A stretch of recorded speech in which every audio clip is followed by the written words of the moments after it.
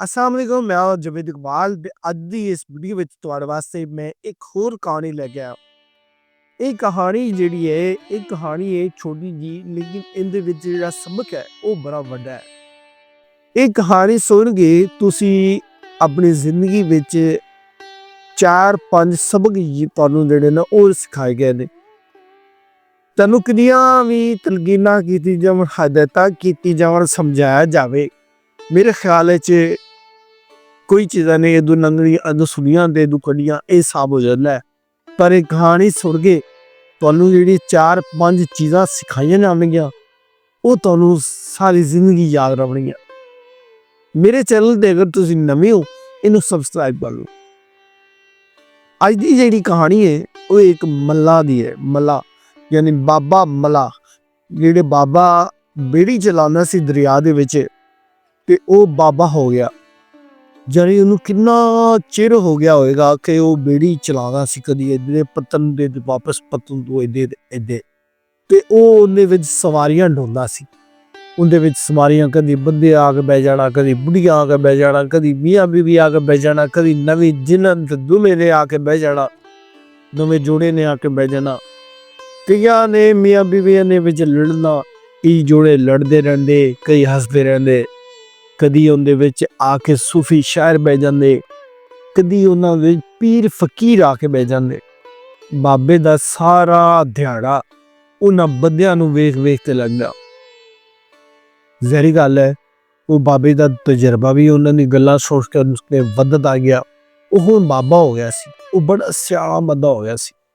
ਤੇ ਉਹ ਬਾਬਾ ਜਿਹੜਾ ਹੈ ਉਹ ਇਸ ਜਿਹੜੀ ਸਾਡੀ ਵੀਡੀਓ ਹੈ ਇਹਦਾ ਹੁਣ ਅਸੀਂ ਕਹਿ ਸਕੀਏ ਕਿ ਉਹ ਮਰਕਜ਼ੀ ਕਿਰਦਾਰ ਹੈ ਉਸ ਵੀਡੀਓ ਦਾ, ਕਿਉਂਕਿ ਉਸ ਬਾਬੇ ਨੇ ਆਪਣੀ ਅੱਖੀ ਨਾਲ ਵਨ ਪੁੰਨੇ ਬੰਦੇ ਵੇਖੇ ਨੇ। ਤੂੰ ਵਨ ਪੁੰਨੇ ਬੰਦੇ ਜਿਹੜੇ ਨੇ ਉਹਨਾਂ ਦੀਆਂ ਆਪ ਬੀਤੀਆਂ ਜਿਹੜੀਆਂ ਨੇ ਉਹ ਦੱਸਦਾ ਹੈ। ਅਗਰ ਅਸੀਂ ਇਹਦੇ ਮੁੱਢ ਦੀ ਗੱਲ ਕਰੀਏ ਤੇ ਬਾਬਾ ਇਹਦੇ ਮੁੱਢ ਵਿੱਚ ਆਦੇ ਪੁੱਤਰ, ਉਹਦੇ ਪੁੱਤਰ ਦਾ ਨਾਮ ਕਾਕਾ ਹੁੰਦਾ ਹੈ। ਆਦੇ ਪੁੱਤਰ ਕਾਕੇ ਨੂੰ ਉਹ ਗੱਲਾਂ ਬਾਤਾਂ ਸਮਝਾਉਂਦਾ ਹੈ ਤੇ ਸਾਰਿਆਂ ਤੋਂ ਪਹਿਲੇ ਉਹ ਮਜ਼ਹਬ ਵੀ ਉਹਨੂੰ ਤਲਕੀਨ ਕਰਦਾ ਹੈ ਕਿ ਸਾਡਾ ਇਸਲਾਮ ਤੇ ਸਾਡਾ ਅੱਲਾ ਹੈ ਕਿ ਸਾਡਾ ਨਬੀ ਜਿਹੜਾ ਆਖਰੀ ਉਹ ਹਜ਼ਰਤ ਮੁਹੰਮਦ ਸੱਲੱਲਾਹੁ ਅਲੈਹਿ ਵਸੱਲਮ ਹੈ। ਉਹ ਐਵੇਂ ਦੀਆਂ ਉਹਨੂੰ ਗੱਲਾਂ ਸਮਝਾਉਂਦਾ ਰਹਿੰਦਾ ਜਦੋਂ ਵੀ ਵੇਲਾ ਹੁੰਦਾ ਹੈ। ਬਾਬਾ ਦੇ ਪੁੱਤਰ ਨੂੰ ਇਹ ਵੀ ਦੱਸਦਾ ਹੈ ਕਿ ਜਿਹੜਾ ਦਰਿਆ ਹੈ ਨਾ, ਇਹ ਦਰਿਆ ਸਾਡੀ ਰੋਜ਼ੀ ਰੋਟੀ ਹੈ, ਇਹ ਨਾ ਹੋਵੇ ਅਸੀਂ ਕੁਝ ਨਾ ਕਰ ਸਕੀਏ। ਉਹਦੇ ਪੁੱਤਰ ਨੂੰ ਉਹ ਦਰਿਆ ਦੇ ਬਾਰੇ ਦੱਸਦਾ ਹੈ। ਫਿਰ ਉਹ ਜੋ ਦੱਸਦਾ ਉਹਦੇ ਪੁੱਤਰ ਨੂੰ ਕਿ ਜਦੋਂ ਹੜ੍ਹ ਆਇਆ ਹੋਵੇ ਨਾ, ਜਿਵੇਂ ਦਰਿਆ ਦੇ ਵਿੱਚ ਸੈਲਾਬ ਆ ਜਾਵੇ, ਤੇ ਉਸ ਟਾਈਮ ਬਾਬਾ ਜਿਹੜਾ ਹੈ ਉਹ ਦੁਆਏ ਕਨੂਤ ਦਾ ਵਿਰਧ ਕਰਦਾ ਹੈ ਤੇ ਉਹਦੇ ਪੁੱਤਰ ਕਾਕੇ ਨੂੰ ਦੱਸਦਾ ਹੈ ਕਿ ਜਦੋਂ ਹੜ੍ਹ ਆ ਜਾਂਦੀ ਹੈ ਤੇ ਉਸ ਟਾਈਮ ਮੈਨੂੰ ਇਹ ਦੁਆਵਾਂ ਜਿਹੜੀਆਂ ਨੇ ਨਾ ਇਹ ਮੈਨੂੰ ਬਚਾਉਂਦੀਆਂ ਨੇ, ਇਹ ਮੇਰੇ ਅੰਦਰ ਇੱਕ ਇਤਮਾਦ ਪੈਦਾ ਕਰਦੀਆਂ ਨੇ। ਯਾਨੀ ਮੈਨੂੰ ਕਿਸੇ ਪਰੇਸ਼ਾਨੀ ਤੇ ਕਿਸੇ ਗੱਲ ਤੋਂ ਬਚਣ ਦੀ ਉਮੀਦ ਹੀ ਦਿਵਾਉਂਦੀਆਂ ਨੇ। ਕਿਉਂਕਿ ਬੰਦਾ ਡਰ ਜਾਂਦਾ ਹੈ ਜਦੋਂ ਵੀ ਕੋਈ ਮੁਸੀਬਤ ਜਾਂ ਕਦੋਂ ਵੀ ਮੁਸ਼ਕਿਲ ਘੜੀ ਆਵੇ ਤੇ ਬੰਦਾ ਡਰ ਜਾਂਦਾ ਹੈ, ਕਿਉਂਕਿ ਬੰਦੇ ਦੇ ਬੇਸਿਕਲੀ ਜਿਹੜਾ ਬੰਦੇ ਦੇ ਅੰਦਰ ਦਿਲ ਵਿੱਚ ਅੰਦਰ ਹੀ ਉਹ ਖੌਫ ਤੇ ਡਰ ਹੁੰਦਾ ਹੈ ਉਹ ਉਹਨੇ ਸਾਹਮਣੇ ਆਉਂਦਾ ਹੈ। ਇਸ ਵਾਸਤੇ ਇਨਸਾਨ ਨੂੰ ਅੱਲਾ ਦਾ ਕਲਾਮ ਪੜ੍ਹਨਾ ਚਾਹੀਦਾ ਹੈ, ਕਿਉਂਕਿ ਜਿਹੜਾ ਕਲਾਮ ਹੈ ਤੁਹਾਡੇ ਦਿਲ ਵਿੱਚ ਜਿੰਨਾ ਵੀ ਡਰ ਤੇ ਖੌਫ ਹੋਵੇ ਉਹ ਉਹਦੇ ਤੇ ਹਾਵੀ ਹੋ ਜਾਂਦਾ ਹੈ। ਇੱਕ ਦਿਹਾੜੇ ਬਾਬੇ ਦੀ ਬੇੜੀ ਵਿੱਚ ਆ ਕੇ ਨਵਾਂ ਜੋੜਾ ਬੰਦਾ, ਇੱਕ ਲੜਾ ਤੇ ਇੱਕ ਲਾੜੀ, ਯਾਨੀ ਇੱਕ ਦੁल्हा ਤੇ ਇੱਕ ਦੁਲਹਨ, ਉਹ ਆ ਕੇ ਬਹਿੰਦੇ ਨੇ। ਉਹ ਤੇ ਇੱਕ ਪਤਨ ਤੋਂ ਦੂਸਰੇ ਪਤਨ ਵਿੱਚ ਸਫ਼ਰ ਕਰਦੇ ਨੇ, ਯਾਨੀ ਉਹਦੇ ਛੱਡਣਾ ਕਰਦੇ ਨੇ। ਇਸ ਤਰ੍ਹਾਂ ਇੱਕ ਦਿਹਾੜੇ ਇੱਕ ਬੀਬੀ ਨਫੀਸਾ ਤੇ ਉਹਦਾ ਸ਼ੌਹਰ ਇੱਕ ਨਫੀਸ, ਉਹਦਾ ਨਾਮ ਨਫੀਸ ਹੁੰਦਾ ਹੈ, ਇਹ ਦੋਵੇਂ ਆ ਕੇ ਬਹਿੰਦੇ ਨੇ। ਪਰ ਇਹ ਦੋਵੇਂ ਲੜੇ ਹੁੰਦੇ ਨੇ, ਇਹ ਲੜੇ ਹੁੰਦੇ ਨੇ ਤੇ ਬੇੜੀ ਵਿੱਚ ਜਦੋਂ ਬਹਿੰਦੇ ਨੇ ਤੇ ਬੇੜੀ ਵਿੱਚ ਦੋਵੇਂ ਜੇ ਇਕੱਠੇ ਬਹਿੰਦੇ ਤੇ ਮੂੰਹ ਸੁੱਜੇ ਹੁੰਦੇ ਨੇ ਤੇ ਉੱਥੋਂ ਲੱਗਦਾ ਹੈ ਕਿ ਦੋਵੇਂ ਰੁੱਸੇ ਹੋਏ ਨੇ। ਜਦੋਂ ਉਹਨਾਂ ਨੂੰ ਪਤਨ ਪਾਰ ਜਾਣਾ ਹੁੰਦਾ ਹੈ ਤਾਂ ਪਤਨ ਤੋਂ ਪਾਰ ਜਾ ਕੇ ਬਾਬਾ ਉਹਨਾਂ ਨੂੰ ਬੇੜੀ ਤੇ ਲਾਉਂਦਾ ਹੈ ਤੇ ਉਹ ਵੱਖਰੇ ਵੱਖਰੇ ਚੱਲ ਪੈਂਦੇ, ਇਹ ਕहीं ਤੇ ਕहीं। ਬਾਬਾ ਆਪਣੇ ਤਜਰਬੇ ਦੇ ਬਿਆਨ ਤੇ ਇੱਕ ਗੱਲ ਕਰਦਾ ਹੈ ਕਿ ਔਰਤ ਇੱਕ ਸਪਣੀ ਹੈ ਤੇ ਜਦੋਂ ਵਿਸ ਖੋਲਣ ਤੇ ਆਵੇ ਤੇ ਆਦੇ ਅੰਦਰ ਹੀ ਵਿਸ ਖੋਲਦੀ ਰਹਿੰਦੀ ਹੈ ਤੇ ਉਸ ਵਿਸ ਦੇ ਨਾਲ ਇਹ ਆਪਣੇ ਘਰ ਨੂੰ ਸਾੜ ਕੇ ਸਮਾਂ ਕਰ ਲੈਂਦੀ। ਇਹ ਉਹੀ ਔਰਤ ਹੈ ਤੇ ਜਿਹੜੀ ਆਪਣੇ ਘਰ ਵਸੇ ਤੇ ਆਪਣੇ ਘਰ ਵਿੱਚ ਹੀ ਫੁੱਲ ਚੁੱਕਦੀ ਹੈ। ਬਾਬੇ ਦੀ ਜ਼ਿੰਦਗੀ ਦਾ ਤਜਰਬਾ ਹੈ ਜਿਹੜਾ ਉਹਨੇ ਸਾਨੂੰ ਦੱਸਿਆ।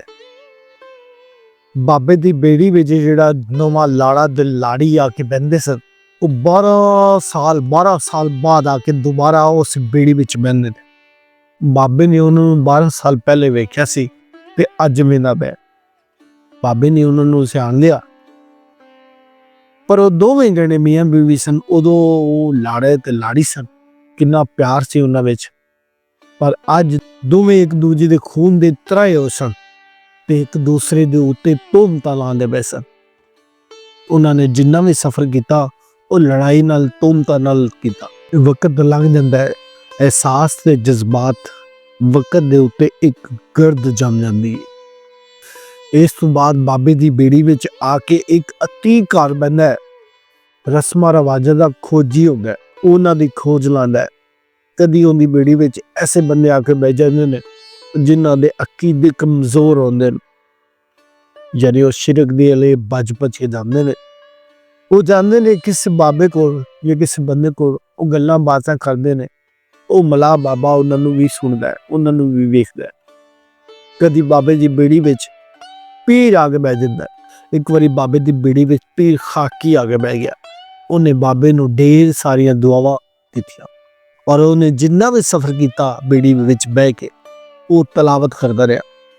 ਇਸ ਤੋਂ ਬਾਅਦ ਇੱਕ ਨਿਸ਼ਾਤ ਅਤੇ ਇੱਕ ਤਾਉਸ। ਨਿਸ਼ਾਤ ਜਿਹੜੀ ਹੈ ਇੱਕ ਬਾਈ ਹੁੰਦੀ ਹੈ ਤੇ ਤਾਉਸ ਜਿਹੜਾ ਹੁੰਦਾ ਹੈ ਉਹ ਇੱਕ ਨੰਬਰਦਾਰ ਹੁੰਦਾ ਹੈ ਜਾਂ ਬਾਦਸ਼ਾਹ ਹੁੰਦਾ ਹੈ। ਨਿਸ਼ਾਤ ਉਹਨੂੰ ਕਹਿੰਦੀ ਹੈ ਕਿ ਮੈਨੂੰ ਜਾਣ ਦਿਓ, ਮੇਰਾ ਪੁੱਤਰ ਬੜਾ ਬਿਮਾਰ ਹੈ। ਪਰ ਜਿਹੜਾ ਉਹ ਨੰਬਰਦਾਰ ਹੁੰਦਾ ਹੈ ਉਹ ਕਹਿੰਦਾ ਨਹੀਂ, ਤੂੰ ਨਹੀਂ ਜਾ ਸਕਦੀ।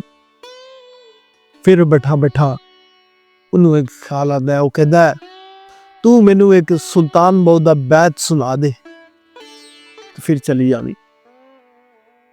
ਉਹ ਉਹਨੂੰ ਬੈਤ ਸੁਣਾਦੀ ਹੈ। ਦਿਲ ਦਰਿਆ ਸਮੁੰਦਰੂ ਡੂੰਘੇ, ਕੌਣ ਦਿਲਾਂ ਦੀਆਂ ਜਾਣੇ ਹੋ। ਵਿੱਚੇ ਬੇੜੇ ਵਿੱਚੇ ਝੜੇ, ਵਿੱਚੇ ਮੁਝ ਮੁਹਾਣੇ ਹੋ। 14 ਤਬਕ ਦਿਲਾਂ ਦੇ ਅੰਦਰ, ਤੰਬੂ ਵਾਂਗੂ ਤਾਣੇ ਹੋ। ਜੋ ਦਿਲਾਂ ਦਾ ਮਹਿਰਮ ਹੋਵੇ ਬਾਹੂ, ਸੂਈ ਵਾਂਗੂ ਰੱਬ ਪਛਾਣੇ ਹੋ। ਉਹ ਇਹ ਉਸਦਾ ਕਲਾਮ ਸੁਣ ਕੇ ਉਹ ਜਿਹੜਾ ਨਿਸ਼ਾਤ ਨੰਬਰਦਾਰ ਸੀ, ਉਹਦੇ ਦਿਲ ਵਿੱਚ ਇੰਨੀ ਨਰਮੀ ਹੋ ਗਈ ਕਿ ਉਹਨੇ ਨਿਸ਼ਾਤ ਨੂੰ ਇਜਾਜ਼ਤ ਦੇ ਛੱਡੀ।